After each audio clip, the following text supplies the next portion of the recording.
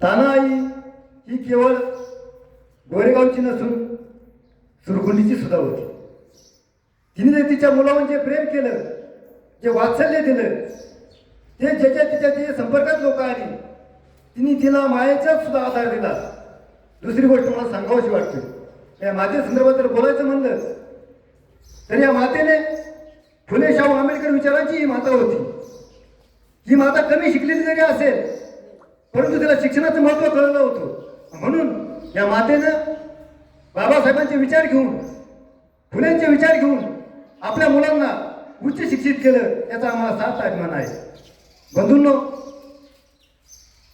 मुलं किती उच्च शिक्षित झाली किंवा काही जरी झालं, डॉक्टर झाली, वकील झाली, इंजिनियर झाली, परंतु असणाऱ्या आपल्या आई वडिलांना कधी विसरू नका, हे ज्या कार्यक्रमाच्या निमित्ताने सांगतो. आणि मी माझ्या खेड तालुक्याच्या पशुसंवर्धनच्या वतीनं मी ज्याच्या विविध संस्थेच्या विविध संस्थेमध्ये जे कार्यरत आहे, या सर्वांच्या वतीनं या मातेला भावपूर्ण श्रद्धांजली समर्पित करतो आणि येथेच थांबतो. त्यानंतर आमचे ज्येष्ठ ग्रामस्थ पांडुरंग गावर यांच्याकडून सुद्धा